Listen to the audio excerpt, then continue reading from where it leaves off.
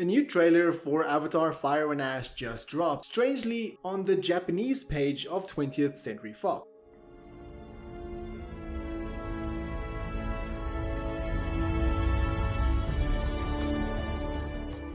Avatar Theory here, hope you're doing well and having a fantastic day. And like I said, a new trailer just dropped for Avatar Fire and Ash, which gives us quite a bit of new scenes to look at. Now I will leave this trailer's link in the description below if you want to check it out for yourself, but let's dive straight into the breakdown. Now the trailer starts showing a bit of footage from the first Avatar movie, and I don't speak Japanese, so I don't really know what the voiceover is saying, and then it shows us a little bit about the Way of Water, so I'm guessing the trailer just builds up to everything leading to the third movie. But then as the trailer opens, it shows us footage of the Wind Traders at the Metkayina clan, something we've seen before. And then it shows a quick glimpse of Kiri underwater with the Mako subs and crab suits behind her, where we see the spirit tree lighting up, with of course Spider next to her, also connected to this tree. And then it cuts to the scene of Jake saying, "Pandora, this is our home, but this world goes much deeper than you imagine." And I've speculated before that he's probably talking to Quaritch in this scene. And then it cuts to the Ash village, showing us a little bit of what it looks like inside, and we briefly saw this during one of the clips at the end of the re-release from Avatar The Way of Water, cutting to Varang talking to Quaritch, and then we see clips of the Ash clan dancing, doing that ritual. Again, all of this we've seen before. However, the voiceover of Varang here is slightly different than what we've heard before. She starts by saying, "The fire came from the mountain when I was little, burnt our forest. My people cried for help, but Awa did not come." This is all stuff we've heard before, but then she adds by saying, "So I went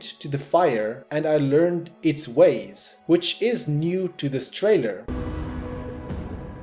The fire came from the mountain when I was little, burnt our forest.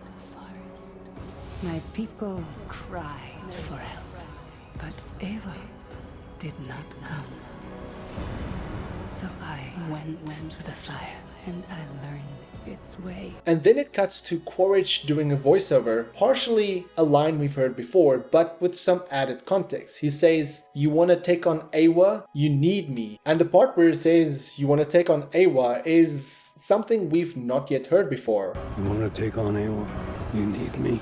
Then it cuts to the shot of the Ash clan and Quaritch arriving at Bridgehead, and then showing Quaritch and Varang next to each other. And this scene, I'm guessing, is them arriving at the Metkayina village. But then it gives us a close-up of Varang, that's new to this trailer. And then we get our first shot of General Ardmore in her new vehicle. This vehicle is of course the Armored Command Transport, or ACT, that was revealed in the sticker book, the Ultimate sticker book. And then it gives us a close-up of her face. Obviously she's very happy that they finally have Jake Sully in custody, because she probably wants to know what all the fuss is about and who this Jake Sully is, who this person is that's been a real thorn on the side of the RDA. And then you can also see a lot of people are taking photos, having cameras out, almost acting or treating Jake like some sort of celebrity. And then it just shows the factory ship again, followed by the scene where the kids is being attacked by the Ash clan. And then it gives us a new glimpse of Varang with her Night Wraith, where she lights up the arrow, and you can see she kind of uses that burning pot on top of the Night Wraith to light her arrow, shoots it sideways, and then we see the Medusa would explode. And this part of course we've seen in other trailers, where Jake runs down, falling down as it explodes. However, a voiceover of Jake says, "They will destroy the oceans, burn the forests. I can't let that happen."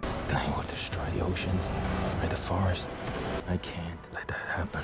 And then it shows us Jake in front of an Ikran with Spider in the background. And you can see Spider is taking off some sort of suit, some sort of jumpsuit. And I do think that this scene here was, or is, the scene of the first look we got from Avatar Fire and Ash all those years ago, from that behind the scenes look where we saw Spider in the background with an Ikran next to him. So this is likely what happens in that scene. And you can see the Ikran behind him does seem to have Ash clan and paint on it. And I do think that this is the Ikran Neytiri uses to possibly infiltrate Bridgehead. And then it just shows that epic shot of Jake and Neytiri next to each other, followed by the shot of the sea dragons and the factory ship arriving at the Cove of the Ancestors, and then the crab suits again, and then Jake greeting the Great Leonopteryx, but this time he says hello old friend, which wasn't part of the previous trailers. And then we have a look of Quaritch and Spider again, Jake hugging Neytiri, Loak and Payakan shooting the RDA, Neytiri being wounded on top of the Ikran, Varang using a flamethrower, Neytiri with the bow, again all of this we've seen before, and then we see a brief shot of Kiri, Neytiri attacking the dragon ship, the Wind Traders arriving at the Metkayina clan, and Jake flying on the Great Leonopteryx, followed by the scene of the Tulkuns, and then we get a closing shot which I feel is a little bit spoilery, but while all of this is going, we get a voiceover by Loak where he says the fire of hate leaves only the ash of grief, but sooner or later the light always returns. And while he ends with that line, it shows the Cove of the Ancestors, it shows Loak, Tuk, Jake, Neytiri, Spider and Kiri, kinda confirming that nobody dies in Avatar Fire and Ash, at least none of the Sullys.